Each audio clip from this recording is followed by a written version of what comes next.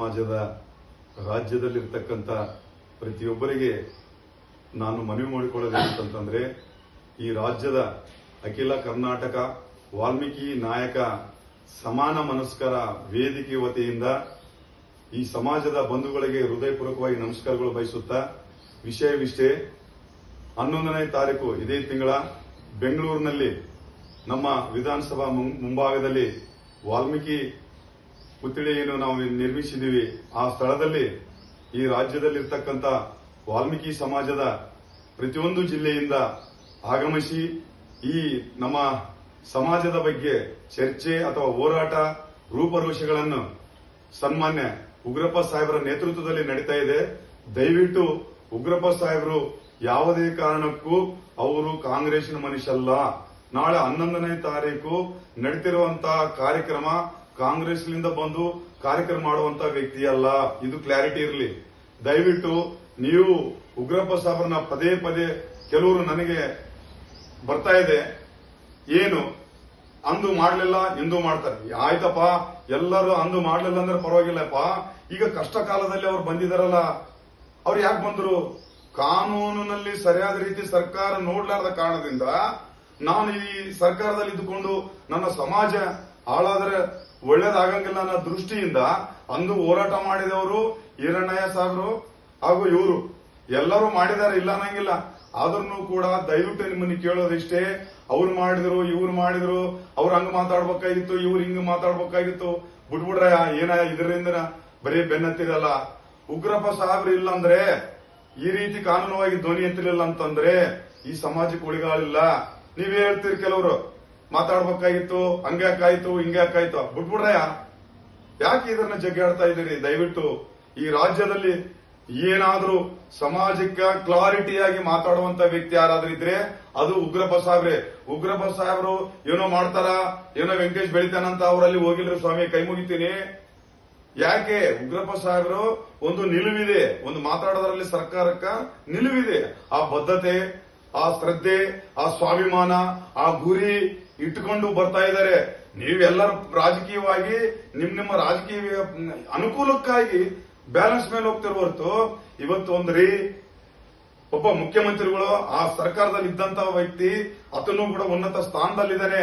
ಇವತ್ತು ಪದವಿ ಕೊಟ್ಟಿಲ್ಲ ಅಂತ ಮಾತಾಡ್ತಾ ಇಲ್ಲ. ನಾನು ಎಲ್ಲಾ ರೀತಿ ಗಮನಿಸ್ತಾ ಇದ್ದೀನಿ. ಅವ್ರನ್ನ ಎಲ್ಲಾ ರೀತಿಯಲ್ಲಿ ನಾನು ಮೂಗು ತೋರಿಸಿದ್ದೀನಿ, ಎಲ್ಲಾ ರೀತಿಯಲ್ಲಿ ಅವರ ಭಾವಭಾವಗಳನ್ನು ನೋಡ್ಕೊಂಡಿದ್ದೀನಿ. ಇವತ್ತು ಏನಾದ್ರೆ ಈ ಸಮಾಜಕ್ಕೆ ಶೋಷಿತ ವರ್ಗಗಳು, SC ST ಶೋಷಿತ ವರ್ಗಗಳು OBC ಏನಾದ್ರೂ ಈ ಜನಾಂಗ ಮುಂದಕ್ಕೆ ಬರ್ಬೇಕಾದ್ರೆ ಅದು ಉಗ್ರಪ್ಪ ಸಾಹೇಬ್ರು ಮಾತ್ರ ಕಾನೂನಿನಲ್ಲಿ ಡಿಕ್ಟೇಷನ್ ಮಾಡಿ ಅನುಭವ ಪಡ್ಕೊಂಡು ಮಾತಾಡ್ತಾರ್ರಿ. ನೀವೇನ್ರಿ ಸುಮ್ಮನೆ ಏನೋ ಮಾತಾಡಿದ್ರು ಕೂಡ ಅದು ಮಾತಾಡ್ಬೇಕಾಗಿತ್ತು, ಇದು ಮಾತಾಡ್ಬೇಕಾಗಿತ್ತು. ಬೇಡ ಸ್ವಾಮಿ, ನಿಮ್ಮನ್ನು ಕೈ ಮುಗಿತೇನೆ. ಇಲ್ಲ, ಉಗ್ರಪ್ಪ ಸಾಹೇಬ್ರ ಸರ್ಕಾರದಲ್ಲಿ ಇದ್ದುಕೊಂಡು ಏನ್ ಬರ್ತಾ ಇದಾರಲ್ಲ, ನೀವೆಲ್ಲಾ ಪಕ್ಷದವ್ರು ಬರೀನಯ್ಯ ಕೇಳ್ರಿ, ನಿಮ್ಮ ಸರ್ಕಾರಗಳ ನಿಲುವು ಏನಂತ ಕೇಳ್ರಿ. ಅದನ್ನು ಬಿಟ್ಟು ನಿಮ್ಮ ಇದರಲ್ಲಿ ಮಾತಾಡ್ಕೊಂತ ಹೋದ್ರೆ ಇದು ಬೆಳವಣಿಗೆಲ್ಲ. ನಿಮ್ಮನ್ನು ಕೈ ಮುಗಿತೀನಿ.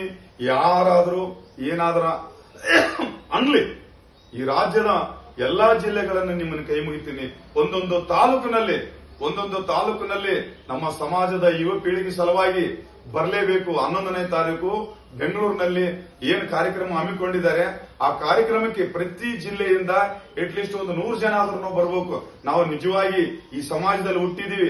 ನಮಗ ತಂದೆಗೆ ತಕ್ಕ ಮಗ, ತಾಯಿಗೆ ಪ್ರೀತಿಯ ಮಗ, ಈ ಸಮಾಜದ ಮಗನಾಗಿದ್ರೆ ನಾವೇನಾದ್ರೂ ಅವ್ರಿಗೆ ಬೆಂಬಲ ಕೊಡ್ತೀವಿ. ಇಲ್ಲಪ್ಪ ಅಂತಂದ್ರೆ ವಿಷ ಕೊಟ್ಟಂಗಾಗುತ್ತದೆ. ದಯವಿಟ್ಟು ಯಾಕೆ ಈ ತರ ಮಾತಾಡ್ತಾ ಇದ್ದೇನೆ ಅಂತಂದ್ರೆ, ನಮ್ಮ ಸಮಾಜಕ್ಕೆ ಇದೇ ನೆಗ್ಲಿಜೆನ್ಸಿ ಮಾಡ್ತಾ ಇದ್ರೆ ನಮ್ಮ ಸಮಾಜ ನಾವೇ ವಿಷ ಕೊಟ್ಟು ಸಾಯಿಸಿದಂಗಾಗುತ್ತದೆ. ಒಬ್ರು ಗುರುಗಳು ಮಾಡ್ತಾರಂತ ಸುಮ್ನಿರೋದು, ಮಾನ್ಯ ಸತೀಶ್ ಸಾಹೇಬ್ರು ಮಾಡ್ತಾರಂತ ಸುಮ್ನಿರೋದು, ರಾಮುಲ್ ಸಾಹೇಬ್ರು ಮಾಡ್ತಾರಂತ ಸುಮ್ನಿರೋದು, ಅಥವಾ ಉಗ್ರಪ್ಪ ಸಾಹೇಬ್ರು ಏನೋ ಮಾಡ್ತಾ ಇದ್ದಾನೆ ಅನ್ನೋದು ಸುಮ್ನಿರೋದು ಒಳ್ಳೆ ಬೆಳವಣಿಗೆಲ್ಲ. ಯಾರು ಸಂಘ ಸಂಸ್ಥೆಗಳು ಕಟ್ಟಿಕೊಂಡು ಏನೋ ಸಂಡೆ ಗಿರಾಕಿಗಳ ತರ ಮಾಡೋದು ಬೇಡ. ದಯವಿಟ್ಟು ನಿಮ್ಮನ್ನು ಕೈ ಮುಗಿತೀವಿ. ಎಲ್ಲ ಸಂಘ ಸಂಸ್ಥೆಗಳು, ಸರ್ಕಾರ ನೌಕರರು, ನ್ಯಾಯವಾದಿಗಳು ಪ್ರತಿಯೊಬ್ಬರ ಕೈ ಮುಗಿತೀನಿ.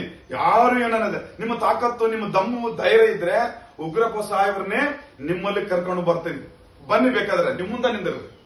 ನಮ್ಮಪ್ಪಗೆ ನಾನು ಹುಟ್ಟಿದ್ರೆ ಪೈಲ್ವಾನ್ ನರಸಪ್ಪನ ಮಗ ವೆಂಕಟೇಶ್ ನಾಯಕ್, ರಾಯಚೂರು ಜಿಲ್ಲೆ ಅಸ್ಕ್ಯಾಳ ಗ್ರಾಮದವನು ಹೇಳಲಿಕ್ಕೆ ಬಯಸ್ತೇನೆ. ಸರ್ಕಾರ ನೌಕರರ ಅಬಕಾರಿ ಇಲಾಖೆಯಲ್ಲಿ ನಾನು ರಾಜೀನಾಮೆ ಕೊಟ್ಟು ಬಂದಿನಂತಂದ್ರೆ ನನ್ನ ಇಲಾಖೆಯಲ್ಲಿ ಬೇಡ್ಕೊಂತಿರ್ಬೇಕಾದ್ರೆ ರೊಕ್ಕ ಗಳಿಸಬೇಕಾಗಿತ್ತು. ಬಂಧುಗಳೇ, ಕೈ ಮುಗಿತೀವಿ, ನಾವೆಲ್ಲ ಬೇಡ. ನಾನು ಇವೆಲ್ಲ ಯಾಕೆ ಮಾತಾಡ್ತಾ ಇದ್ದೇನೆಂದ್ರೆ, ಸಮಾಜ ಸಾಯ್ತಾ ಇದೆ, ವಿಷಾದ್ರ ಕೊಡಿ, ಸಮಾಜಕ್ಕೆ ಕೈಯನ್ನ ಜೋಡಿಸಿ, ಇಷ್ಟೇ ನಾನು ಕೇಳೋದು. ಯಾಕಂತಾರಂದ್ರೆ ಒಂದೊಂದ್ ಸರ್ತಿ ಈ ಸಮಾಜದಲ್ಲಿ ಹುಟ್ಟಿದ್ದು ನಾನು ಇದು ಬೇಕಾಗಿತ್ತ, ಇನ್ನೊಂದು ಸಮಾಜಕ್ಕೆ ಹೋಗೋಕೆ ಅನ್ನಿಸ್ತತೆ. ಬೇಡ, ನಮ್ದೊಂದು ಪೌರುಷ, ಈ ಸಮಾಜ ಎಲ್ಲ ವರ್ಗಕ್ಕೆ ನ್ಯಾಯ ಮಾಡಿದಂತ ಸಮಾಜವನ್ನು ಹಾಳು ಮಾಡಕತ್ತೀವಿ ನಾವೆಲ್ಲರೂ ಸೇರ್ಕೊಂಡು. ಬೇಡ, ಕೈ ಮುಗಿತೀನಿ. 11ನೇ ತಾರೀಕಿಗೆ ತಪ್ಪದೆ ಪ್ರತಿ ಜಿಲ್ಲೆಯಿಂದ ಒಂದೊಂದು 100 ಜನ ಬರ್ಬೇಕು. ಯಾಕೆ ಬರಕ್ಕಾಗಲ್ರಿ? ಟ್ರೈನಿಗೆ ಒಂದು 100 ರೂಪಾಯಿ ಚಾರ್ಜ್ ಇಟ್ಕೊಂಡು ಬನ್ನಿ. ನಮ್ಮ ಕೈ ಜೋಡಿಸಿ ಯುವ ಪೀಳಿಗೆಯನ್ನು ಬೆಳೆಸಿ ನಮ್ಮ 56% ಮೀಸಲಾತಿಯನ್ನು 9 ಶೆಡ್ಯೂಲ್ ಏನಾದ್ರೂ ಸೇರಿಸಲಿಲ್ಲ ಅಂದ್ರೆ ಈ ಶೋಷಿತ ವರ್ಗಗಳು ಎಲ್ಲರೂ ಒಂದಾಗಿ ನಮ್ಮ ಸಮಾಜನ ಹಾಳು ಮಾಡ್ಕೊಂಡಂಗಾಗುತ್ತದೆ. ಕೈ ಮುಗಿತೇನೆ, ಬನ್ನಿ. 11